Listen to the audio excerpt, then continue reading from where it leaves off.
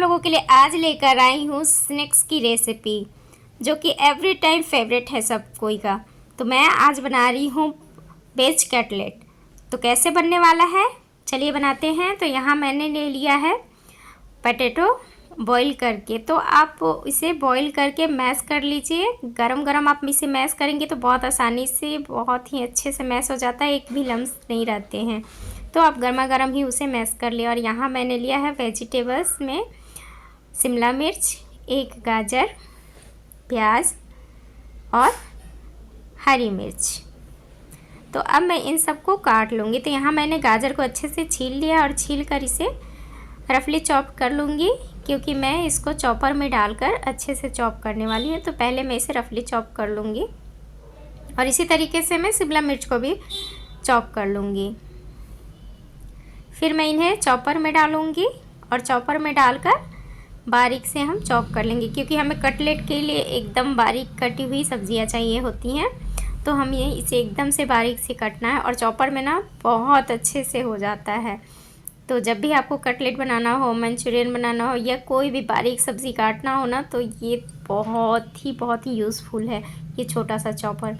देखिए कितने अच्छे से ये कट गया है, जैसा हमें चाहिए बिल्कुल वैसा ही कटा है। ये बहुत ही बारीक हो जाता है इसमें। तो अब मैं इसे अलग कर लूँगी और मैं इसमें डाल दूँगी अब शिमला मिर्च को और उसे भी काट लूँगी। देखिए कितना बारीक से कटा है। बहुत कम समय लगता है, हमारा समय बच जाता है इसमें करने से। कद्दूकस करने पे थोड़ा टाइम लग जाता है और इसमें कीजिए तो बहुत आसानी से हो जाता है। यहाँ मेरा शिमला मिर्च, प्याज, ये सारे भी मैंने अच्छे से चॉप कर लिए हैं और मैंने शिमला मिर्च में ही हरी मिर्च को भी डालकर चॉप कर लिया है। तो देखिए कितना फाइन कटा है, एकदम पतला, एकदम बारीक, जैसा कि हमें चाहिए होता है कटलेट के लिए। क्योंकि मोटी सब्जियां होने पे क्या होता है ना, फटने लगता है कटलेट। तो हमें पतले एकदम बारीक से कटी हुई सब्जियां यूज़ करना पड़ता है। तो यहाँ मैंने ले लिया है ऑयल और उसमें डाल दिया है थोड़ा सा बटर। तो यहाँ मैं सबसे पहले शिमला मिर्च को थोड़ा सा फ्राई कर लूँगी, क्योंकि इसके अंदर मॉइस्चर बहुत ज़्यादा होता है। तो पहले इसे थोड़ा सा फ्राई करूँगी, इसके बाद मैं बाकी सारी सब्जियों को डालकर भून लूँगी, इसमें का मॉइस्चर थोड़ा निकल जाए। तो अब ये हो चुका है, तो मैं इसमें डाल दूँगी प्याज, क्योंकि इन दोनों में ही ज़्यादा मॉइस्चर है और गाजर के अंदर इतना ज़्यादा मॉइस्चर नहीं होता। तो हमें बस उसे सॉफ्ट होने तक पकाना होता है, तो हम उसको लास्ट में डालेंगे। पहले हम शिमला मिर्च और प्याज को अच्छे से भून लेंगे। यहाँ दोनों हो चुका है, तो अब मैं इसमें डाल दूँगी हमारा गाजर। और हमें यहाँ फ्लेम को हाई रखना है, हाई फ्लेम पे ही हमें सारी सब्जियों को भूनना है। तो देखिए मेरा गाजर भी बस 1 मिनट बहुत ज़्यादा है और इसे अच्छे से भून लेंगे। देखिए कलर भी चेंज हो चुका है सब्जियों का और बहुत अच्छे से भून गया। तो मैं अब इसे निकाल लूँगी और इसे ठंडा होने के लिए रख दूँगी। तो इसे फैला दीजिए, ये 5 मिनट में ही ठंडे हो जाएंगे। फ़ैन चलाकर ऐसे फैलाकर रख दीजिए। तो यहाँ मेरे वेजिटेबल्स एकदम ठंडे हो गए हैं। तो हम अब शुरू करेंगे आगे का प्रोसेस। तो मैं अब इसमें डाल दूँगी हमारा मैश किया हुआ आलू। तो आलू को आप ना हमेशा एकदम गर्मा गर्म ही मैश करें, ताकि इसमें कोई गांठें ना रहे, बहुत अच्छे से मैश हो जाती हैं। आप जब भी छीलिए गर्मा गर्म ही मैश कर लीजिए। अगर आप रुक कर करेंगे ना तो गांठें पड़ जाती हैं और वो गांठें जल्दी से खुलती नहीं है, बहुत ज़्यादा मेहनत करना पड़ता है। तो गर्मा गर्म ही मैश कर लें। और ये देखिए कितने अच्छे से हो गया है, एकदम अच्छे से। मैं अब इसमें आगे और जो भी डालना है मैं आप लोगों को दिखाती हूँ। यहाँ मैं डालूँगी थोड़े से ब्लैक पेपर पाउडर, थोड़े से वेजिल हर्ब्स, थोड़े से चिली फ्लेक्स आप चाहें तो स्किप कर दें, क्योंकि हरी मिर्च है इसके अंदर, अगर बच्चे खाने वाले हैं तो। यहाँ थोड़े से गरम मसाला, थोड़े से ऑरिगेनो और हम नमक डाल लेंगे स्वाद अनुसार। अब इन सारी चीज़ों को हम अच्छे से मिक्स कर देंगे। मैं यहाँ मैदा या कॉर्नफ्लावर कुछ भी यूज़ नहीं करने वाली हूँ। आज मैं सिर्फ आलू के साथ ही बनाऊँगी। अगर आप लोग बिगनर हैं ना, तो मैं आप लोग को सजेस्ट करूँगी कि आप लोग मैदा या फिर कॉर्नफ्लावर ज़रूर से यूज़ करें, नहीं तो ये बहुत ज़्यादा ऑयल एब्जॉर्ब करता है और फटने के भी चांसेस हो जाते हैं बहुत ज़्यादा। तो अगर आप पहली बार बना रहे हैं तो आप मैदा या फिर कॉर्नफ्लावर डाल लें बाइंडिंग के लिए। ऐसे अगर आप आलू के साथ बनाएंगे तो भाई इसके लिए थोड़ा सा आपको मेहनत करना पड़ेगा। और यहाँ देखिए बहुत अच्छे से मेरा सब एक साथ मैंने मिक्स कर लिया। अब इसके छोटे छोटे टिक्की बना लूँगी मैं। तो मैं बहुत बड़े बड़े टिक्की नहीं करूँगी, छोटे छोटे से करूँगी। और इसी तरीके से हम और सारे भी बना लेंगे।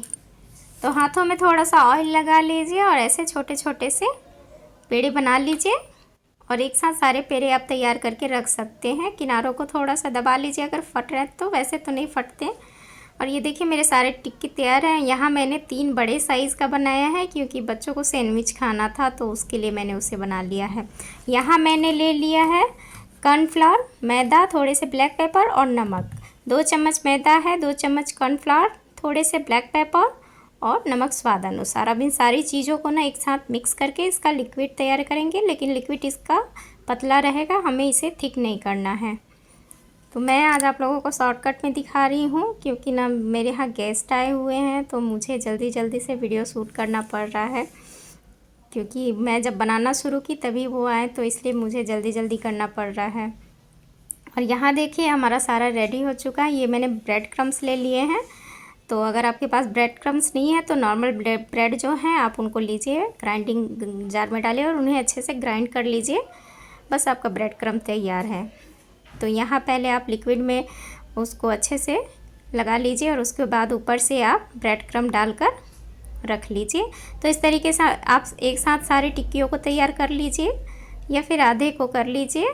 फिर ऑयल में डालने के बाद आधे को आप कर सकते हैं या फिर साथ में भी पूरा आप टिक्कियों को तैयार करके रख सकते हैं। तो यहाँ मेरा ऑयल गर्म हो गया था, तो मैंने सारे टिक्कियों को डाल दिया। एक बैच मैंने डाला है और जितना कि हमारे पैन में आ जाए, और इसके बाद आगे का और डाला जाएगा।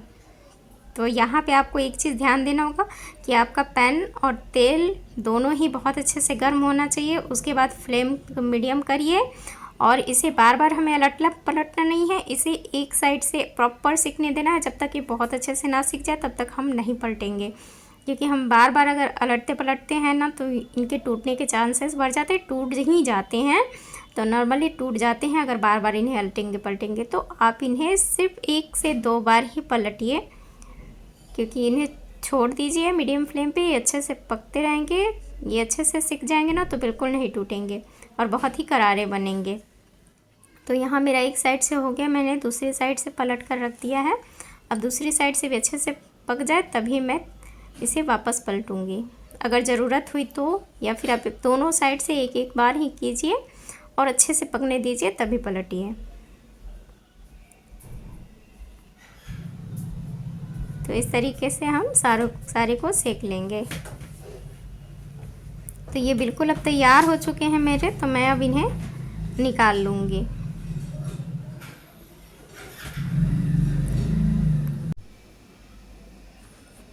अब मैं यहाँ दूसरा बैच डाल दूँगी और इन्हें भी अच्छे से पकने दूँगी।